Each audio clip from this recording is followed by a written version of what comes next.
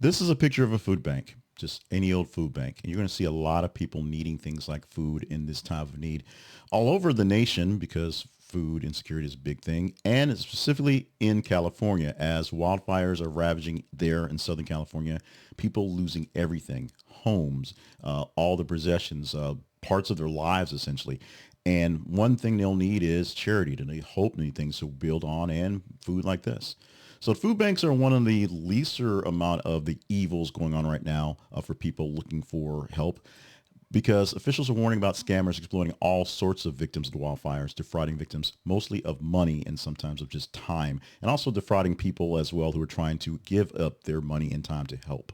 In the wake of the devastating wildfires in Los Angeles counties, officials are warning about public scam issues, people exploiting the disaster to defraud well-intentioned donors, and of course, cheat other people who need it the most. California Attorney General Rob Bonita has highlighted these bad actors often, and right now is a big time to put them out there, making fraudulent organizations that sound legitimate, but actually just ways to pull money out of your pocket that you think is going to support wildfire victims. So before you give that donation to that group, make sure you research who you're donating and why you're donating. Yes, why is sort of there. You may have a paying a heart to give a little bit because you have a little bit to someone, but do a little research on who it is and what the call to action they're giving to you exactly is. Look for legitimate charities. You may look for them via the news sources you have. Various national media have links that they have people they've vetted. Of course, the Red Cross is always a group to go to. Give.org is organized by the Better Business Bureau, so you can see them as someone who established those things. And be extremely cautious of unsolicited requests. That's the word I'm trying to get into. If you get a text, an email, or social media message saying, hey, these people are doing great work for these folks, might want to give them some stuff, check them out first. Because sometimes, just like those great t-shirt offers you see online, they're not really real. They're taking money out of your pocket. They're just scamming you and picking your data, mine your data, say you see you as someone who may want to give and we'll see this thing, it looks legitimate. It's not there. And crowdfunding. One of the biggest things about crowdfunding is you don't really know who is going to. Everyone can make a crowdfunding thing. We've done crowdfunding for the Conversation Project to various degrees of success and mostly failure. But a GoFundMe account or things like that are places to raise fundraising for specific people, and they are also susceptible to fraudulent campaigns. Many times in situations like this, they pop up pretty quickly. They pop up in the name of people who aren't actually the people, so you don't know where the money's going to.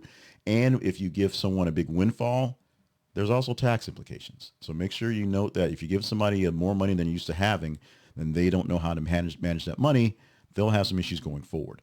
GoFundMe platforms and crowdfunding platforms are great for people who are raising money, but they must know what's happening in the meantime. And they really need to know that the person that's running the GoFundMe is actually going to give it to that person. We've had plenty of stories of people putting GoFundMes for people and that money, some, all, most of it going to the people running it in charge because scammers.